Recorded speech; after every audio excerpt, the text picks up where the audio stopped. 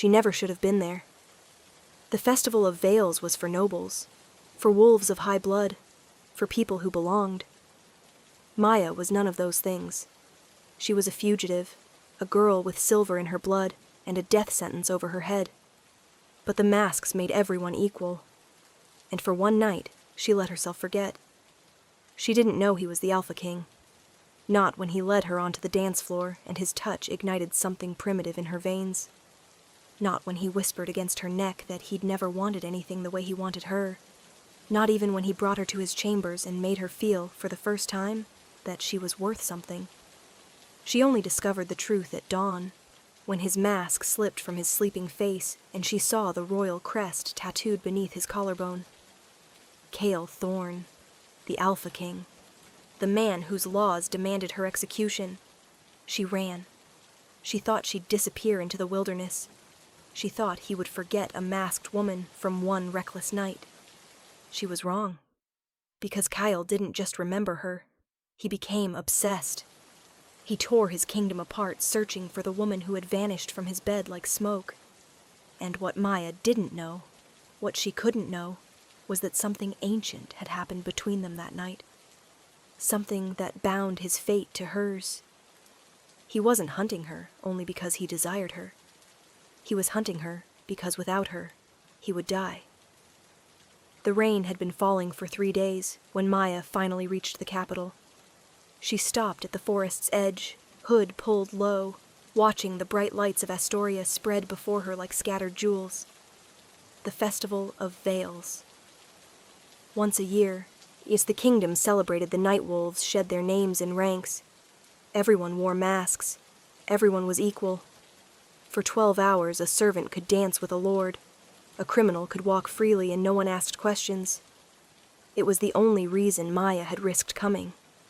She needed to cross the capital to reach the northern border. The mountain passes would carry her out of Astoria entirely, to unclaimed territories where the king's laws meant nothing, where her silver blood wouldn't be a death sentence. A guard at the gate tossed her a mask. "Can't enter without a veil tonight, girl. King's orders." Maya caught it. Simple black cloth, silver thread around the eyes. She tied it on with trembling fingers. The streets lived. Wolves danced in the squares, bodies moving to drums and flutes. Spiced wine and roasted meat filled the air. Maya stood there overwhelmed. She had forgotten what joy looked like. "You look lost." The voice came from behind her, deep and smooth as aged whiskey. He was tall. That was her first thought. Tall and broad-shouldered, wearing a midnight blue mask that covered everything above his jaw. Sharp angles and bronze skin, lips curved in faint amusement. But it was his presence that stole her breath. Power radiated from him like heat from a forge. Her wolf, dormant for so long, stirred in her chest. "Alpha," her instincts screamed. "Danger." "I'm not lost," she managed. "Just passing through." "No one passes through on festival night," he tilted his head. "It's the only night we can all be someone else. I should go." "Wait." He caught her wrist. The contact sent lightning up her arm. They both froze, something flickering behind his mask. Surprise, recognition of something neither understood. "Dance with me." Not quite an order, not quite a request. Something in between, rough with urgency that matched the sudden hammering of her heart. "I don't know you." "That's the grace." His thumb traced a slow circle over her pulse. "Tonight we don't have to be anyone. No names, no histories, no consequences." She should have walked away. But his hand was warm against her skin, and his scent, cedar and winter frost, wrapped around her like a promise. "One dance," she whispered. His smile could have set kingdoms on fire. One dance became 2. 2 became 10. Maya lost track of time, lost her caution, lost everything except the stranger's hands at her waist, his breath against her hair, the intoxicating way he watched her like she was the only person in the world. And always, that electric tension building between them, stronger with every accidental brush of skin. "Come with me," he whispered as the midnight bells began to ring. Her wolf howled beneath her skin. Her blood sang at a frequency she'd never felt before, as if every cell in her body recognized him. "Yes," she breathed. They fell together into the bed in a tangle of desperate hands, and he touched her like every inch of her skin was a revelation. And when they finally came together, Maya felt something crack inside her chest, an ancient, overwhelming bond. Mate. He's your mate. Impossible. She couldn't have a mate. Not with what she was, not with the death sentence carved into her blood. She turned to look at him in the dawn light. He'd fallen asleep with his arm across her stomach, peaceful in a way that seemed foreign to his sharp features. The mask was gone.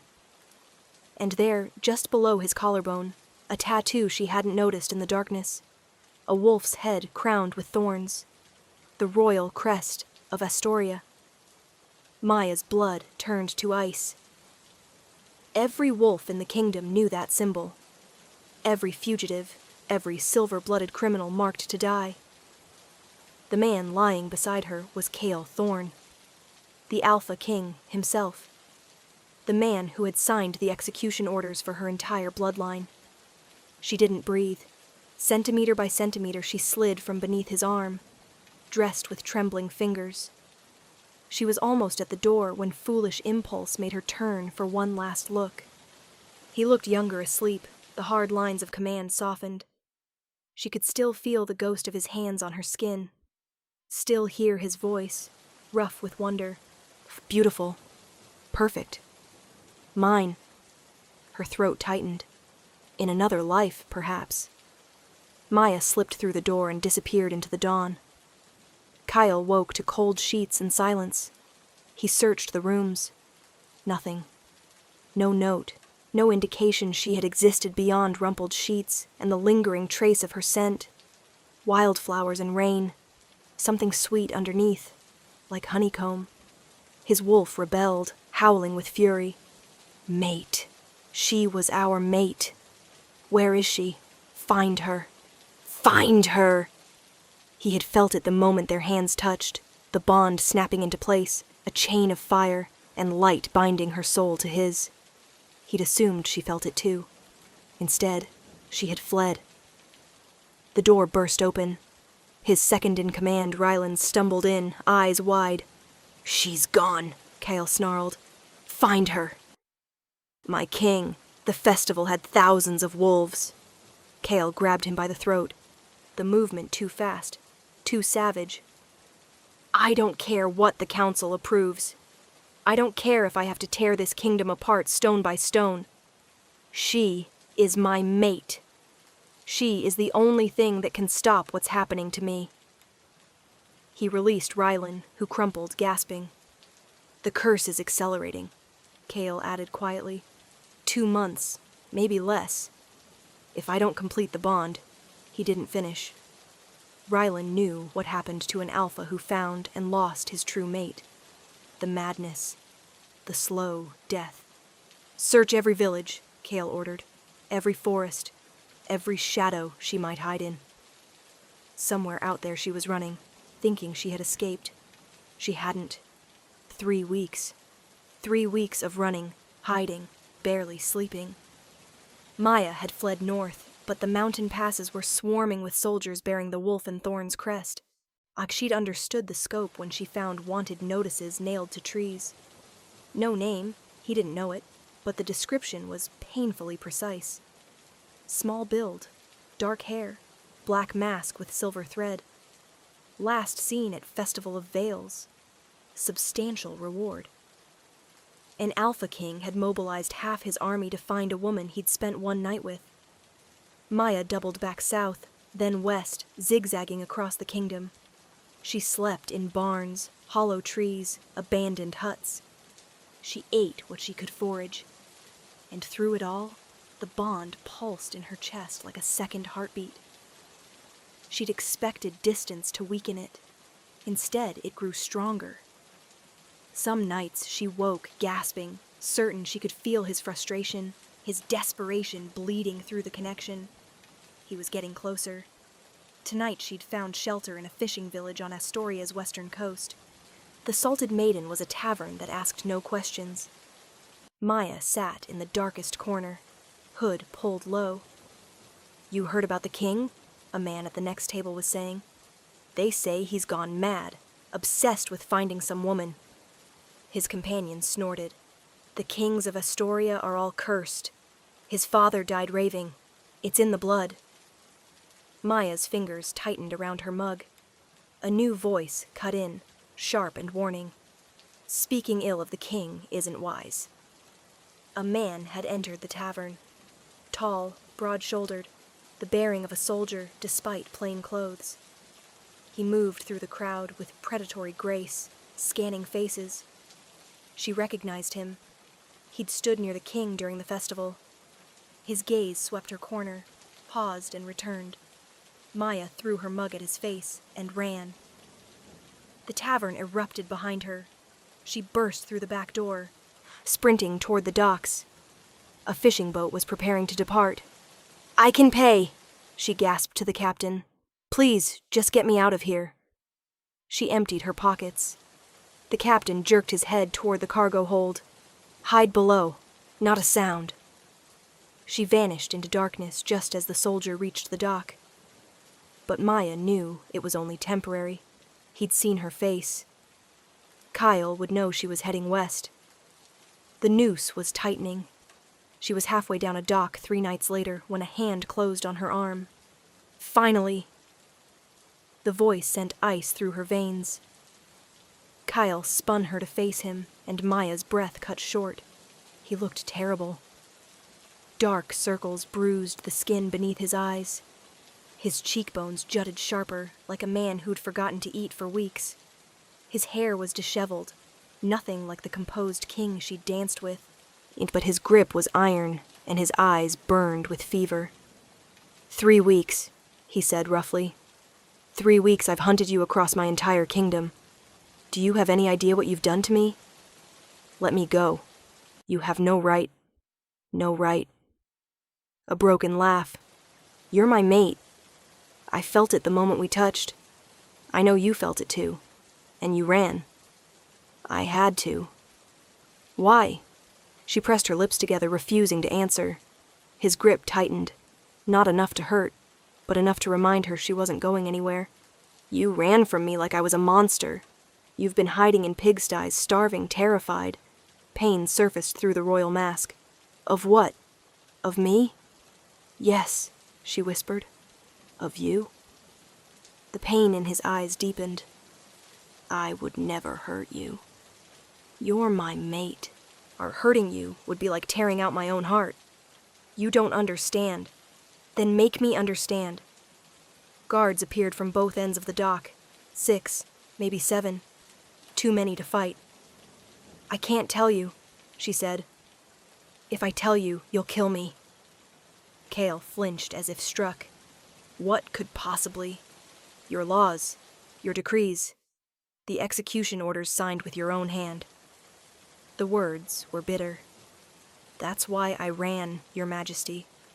Because I know exactly what you do to people like me. Confusion clouded his features, then suspicion. People like you. What does that mean? She stayed silent. He leaned closer, his scent surrounding her. You're coming back to the palace. You can tell me your secrets there or stay silent, but you will not run again. His voice dropped. I won't survive if you run again. The raw honesty almost broke her. I'll never stop trying to escape, she promised. His smile was sad and strangely tender. Eventually you'll realize there's nowhere left to run. The palace was a cage of marble and gold. Maya had been installed in chambers worthy of a queen. Vast rooms, priceless tapestries, a bed so soft she sank into it.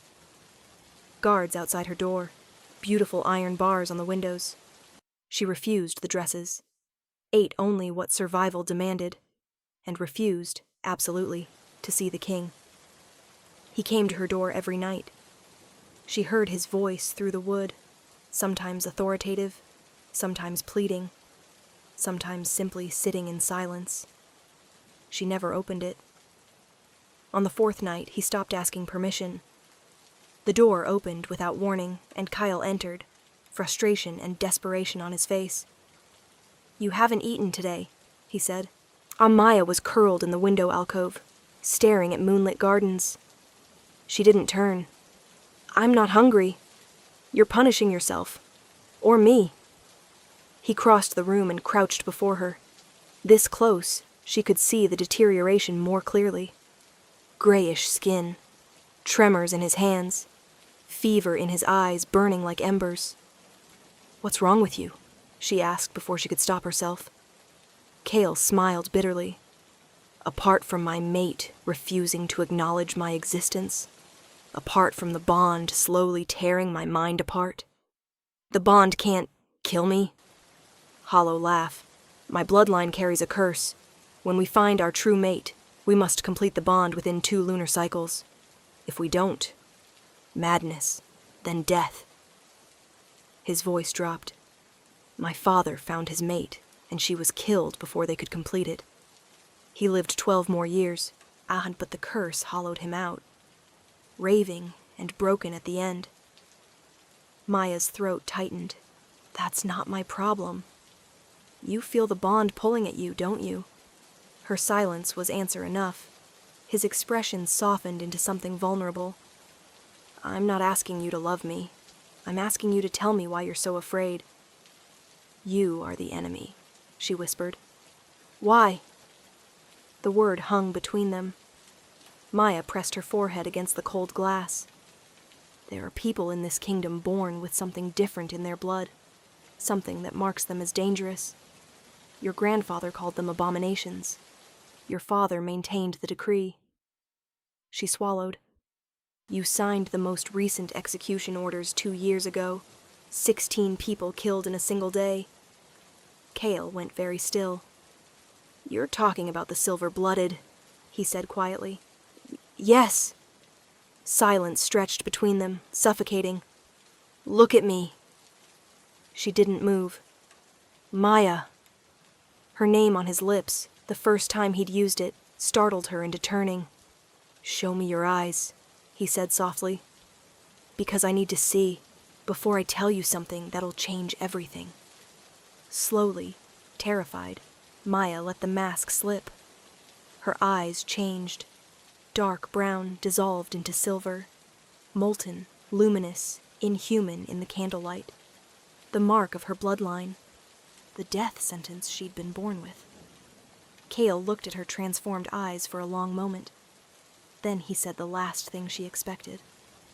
"My mother was silver-blooded. And so am I."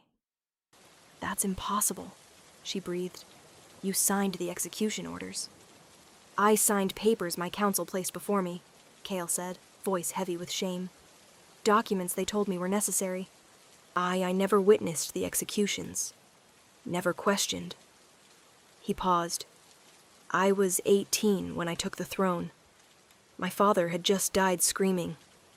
My mother had been dead for 12 years. I was alone, surrounded by advisors who had served my family for generations. Your mother hid it, just as you've hidden yours." He moved to the fireplace. "She was a commoner. My father found her in a village. The bond hit them both like lightning, just like us. He married her against the council's wishes, and she concealed her nature for 15 years. What happened to her?" His knuckles went white, gripping the mantelpiece. "They told me it was enemy wolves who poisoned her. I believed that for 20 years, until I started hunting for you and discovered things I was never meant to find." He turned, eyes burning with fury. "My mother was executed in secret by order of Lord Victor Theron. He controls the courts. He decides who lives and who dies. He has for 30 years, 3 generations of kings, all dancing to his tune. But you have silver blood yourself. Why would he let you live?" "Because I'm useful. A king who can be manipulated is far more valuable than a dead one." He met her eyes. "I didn't know the truth about my own blood until a week ago. The physicians examining me found silver in my blood. enough to mark me for execution under my own laws. The irony was bitter. "There's something else," Maya said quietly. "About why I was running." Cale waited. My mother was a healer in Thornvale. Not just any healer, the healer. Silver-blooded wolves traveled hundreds of miles to see her. Maya hugged herself. Theron must have heard. He came himself, and made sure no one survived. But you survived. My mother had bound my abilities before they could manifest, kept me hidden. She met his eyes. The man who led those soldiers, who gave the order to burn my house with my parents inside. I saw his face. Lord Victor Theron. The name fell between them like a blade. Kyle went absolutely still. He was there personally. That makes no sense. Theron commands from the palace. My mother wasn't just a village healer. She was a symbol. Proof of what silver bloods could be. He couldn't allow that. 3 generations of queens dead at Theron's hands. 3 generations of kings weakened by grief, malleable, desperate. And in the center, one man orchestrating genocide. "We need to act tonight," Maya said urgently. The door burst open. Soldiers poured in, a dozen bearing not the royal crest, but Theron's personal sigil. Behind them, Lord Victor Theron entered with a smile of pure malevolence. "I expected to be discovered eventually," he said pleasantly. "This makes it so much more satisfying." Theron was older than Maya remembered. Silver hair, new lines carved into his narrow face. But his eyes were the same, pale and cold as a winter grave. The king and his silver-blooded, he mused. I never imagined she'd be Sarah Veldris's daughter. His gaze fixed on Maya. "You have your mother's eyes. I should have burned that cellar more thoroughly." Cale stepped in front of her. "You're committing treason, Theron. These men answer to whoever pays them, and I've been paying considerably longer than you've worn that crown." Theron smiled. "Oh, I did enjoy your revelation, discovering your mixed blood. A king who questions his legitimacy is easily controlled." "You killed my mother," Kyle said. "I eliminated a threat. Your father was showing sympathy for the silver-blooded. Your mother's influence was corrupting him. I simply corrected the problem." "And the mating curse?" Maya said. Surprise flickered across Theron's face. The Thorn bloodline was dangerously powerful. True mating bonds amplified that power. The curse was elegant. Find your mate and complete the bond in 2 moons, or die screaming. It made kings desperate, vulnerable, grateful for whatever guidance I offered. "Why?" Maya's voice shook. "What did silver bloods ever do to you?" Theron's cruelty faltered. Something ancient and bitter surfaced. "My sister was silver-blooded," he said quietly. "The only person I ever loved. When I was 15, she was discovered and executed. I watched them burn her alive." Maya felt the words like a blow. "So you became the same monster." "I became the monster that controls the monsters." Voice hardening. "If I couldn't save my sister, I would ensure I was never powerless again." He gestured to his soldiers. "Kill the woman. We'll tell the court she was an assassin." "No." The word tore from Cale with such force, the soldiers hesitated. His eyes burned fully golden, and the air thickened with his power. "You forget something, Theron. Every moment with my mate, every time the bond strengthens, your control diminishes. What happens when we complete it?" Fear flickered across Theron's face. "Kill them both! Now!" The soldiers charged, and Maya stopped thinking. The power she'd suppressed her whole life, the silver fire her mother had bound, erupted in a blinding wave. Not quite flame, but light. Pure and devastating. 3 soldiers went down instantly. Others reeled. Cale moved like lightning, claws extending, tearing through remaining soldiers with brutal efficiency. In seconds it was over. Only Theron remained, backing toward the door, face pale. Impossible! Her powers were bound! My mother bound them years ago, Maya said, advancing. Silver light crackled between her fingers. But no binding lasts forever. Not against enough fear. Enough rage. Wait. Kyle's voice stopped her. He deserves to die, she said. He deserves justice. Public justice. Kyle moved to her side, hand closing over hers. Every crime exposed. Every victim named. If we kill him in secret, his supporters will claim we murdered an innocent man. Maya let out a slow breath. If we take him to trial, the Silver Bloods will know the truth. Rylan.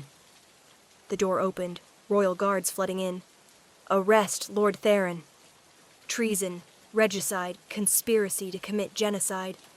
As they dragged him away, Theron locked eyes with Maya. The curse still stands. You have 3 weeks before it kills him. Breaking it requires a power even your mother didn't possess. The door slammed.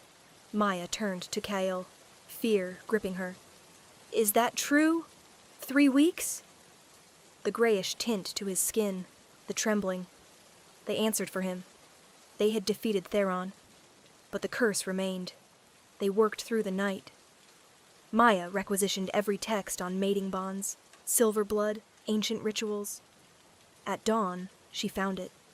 The shared flame ritual, she read, voice trembling.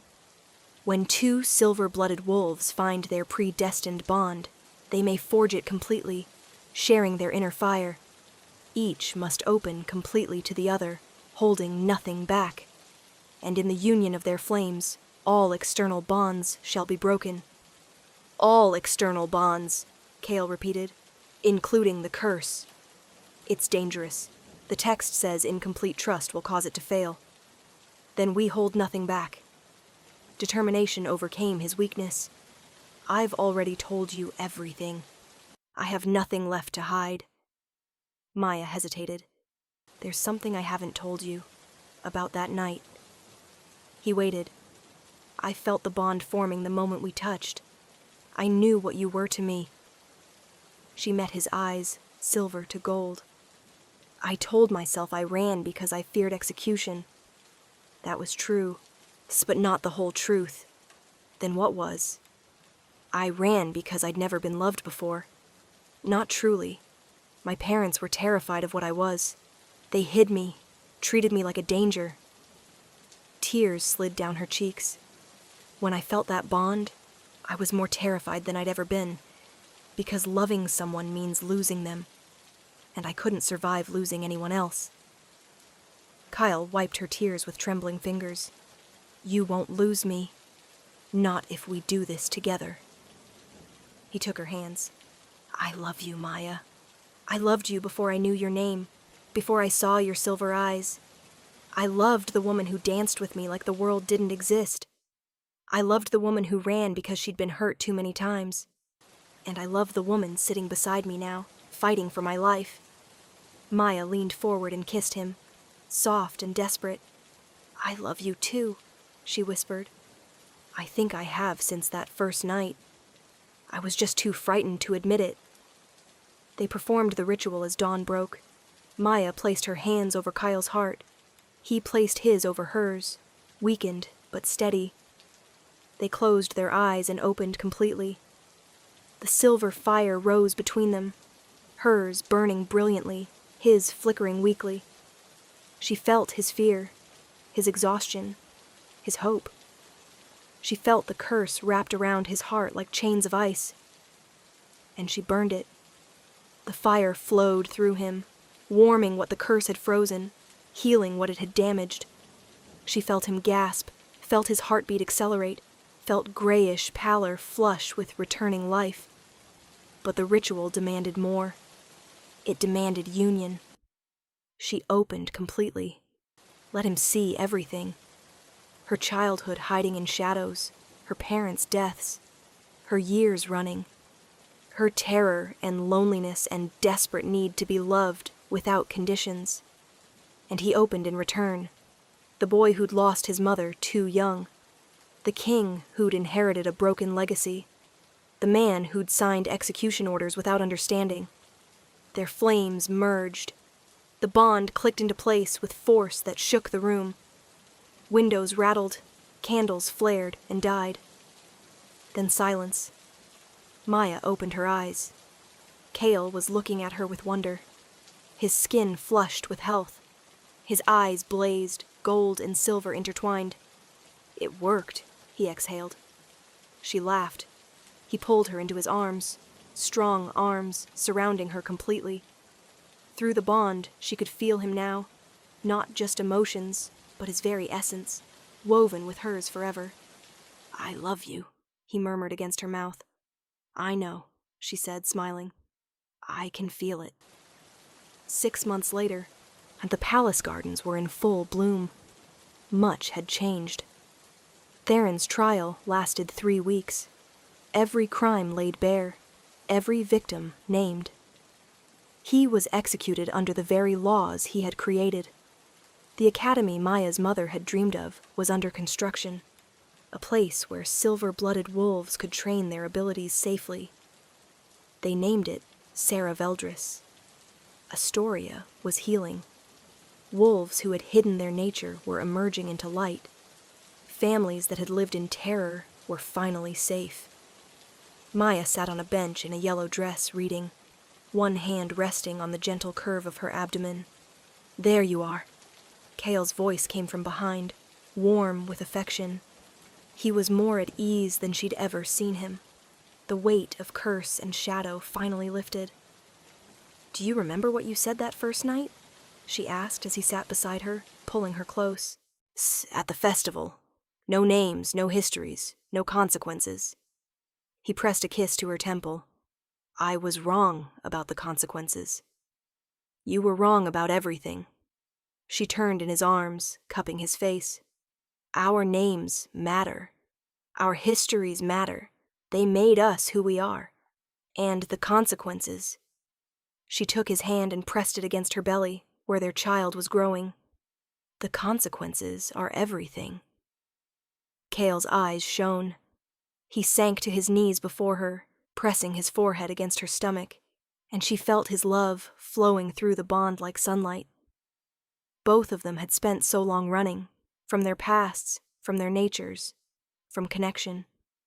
But they had found each other anyway, and in finding each other, they had finally found home.